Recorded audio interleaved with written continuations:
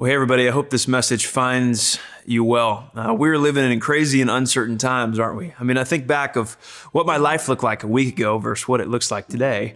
And honestly, it seems like I'm living in two different worlds. But one of the hopes and our goals for Eastside and for our high school ministry is in this in-between time to provide helpful content, helpful resources, and begin to stir conversations that would be helpful and encouraging to you. The last couple weeks, we've covered topics like struggle and what do we do when life takes a turn that we haven't expected. And that's exactly where we're in right now.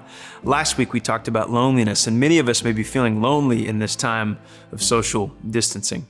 This week in particular, again, I think we have another relevant topic as we learn from one of our students named Marcus from a Bellflower campus about the idea of purpose. I think many of us may be asking right now, why am I here? Or what am I doing? Or what purpose am I going to add in this season of COVID-19? And when it's over, and it will be over, what does purpose look like for me there as well? So no matter where you're tuning in from, sit back and relax as we go to week 3 of our discussion series, Why Not Now? My name's Marcus Rajopoulos. I'm passionate about running. I'm in cross country and track.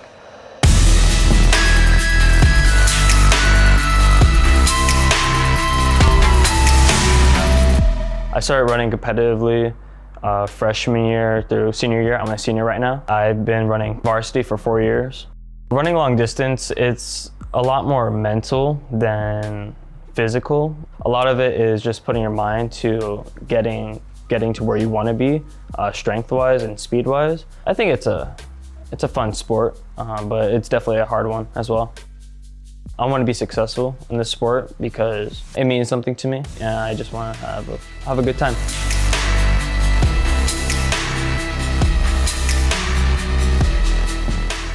The community that is in cross country and my team is like a really positive community, and overall it's a good way for me to de-stress and clear my mind for a lot of daily life stress. And it's just a really fun sport where it's you can see improvement over time, and it's just really rewarding. When I'm in track, sometimes, especially in cross country, it's a team sport, and every place we get in, it counts towards our overall score. In order to get a good score, you have that like purpose to like try to beat that one more guy, or like pick it up a little bit more to beat 1 or 2 more people to get a good score and place high.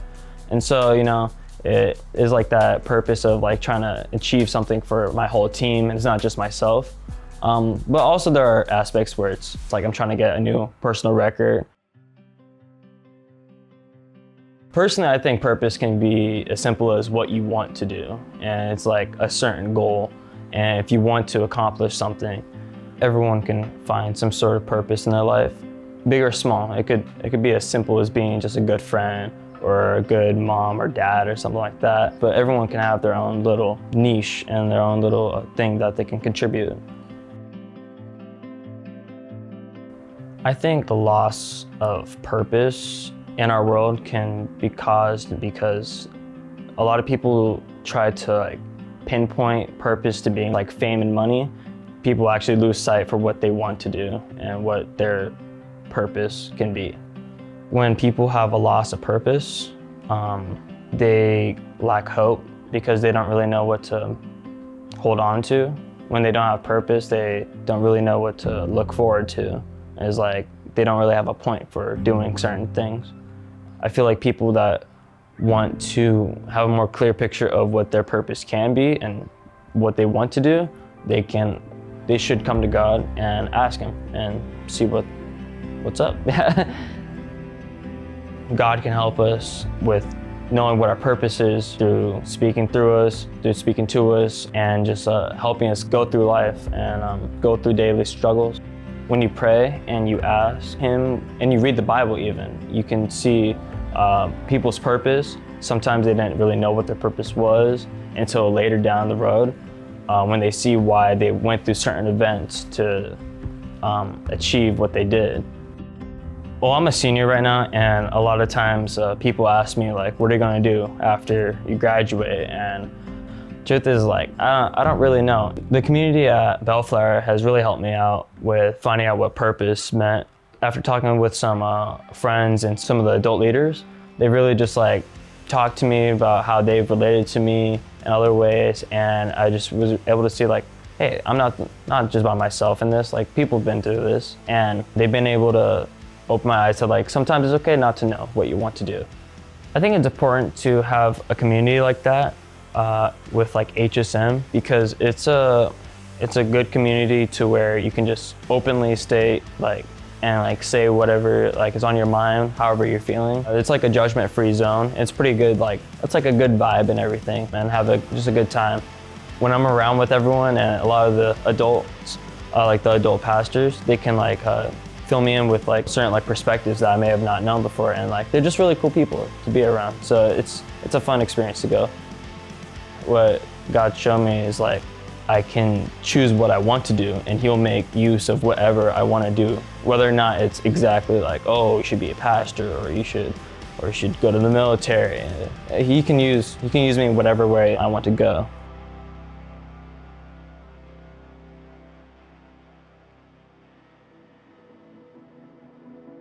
We all have questions, big and small, important and trivial. We're born to ask who, what, where, when, and why. Some are answered quickly, others take time. Some are answered through struggle, others through joy.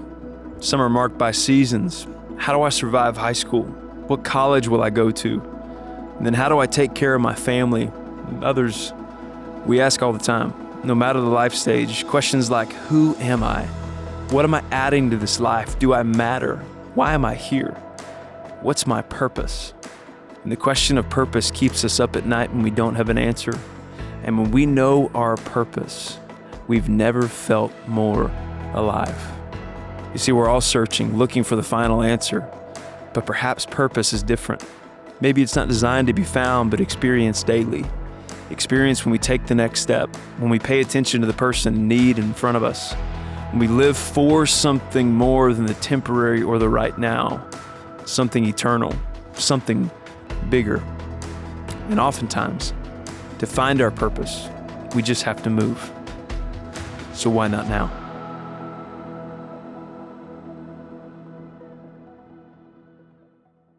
Well, I hope you enjoyed this and that Marcus's words were encouraging and helpful to you. To end our time today, I want to point you back to Scripture. It's in John 10:10, and I think Jesus talks specifically about purpose.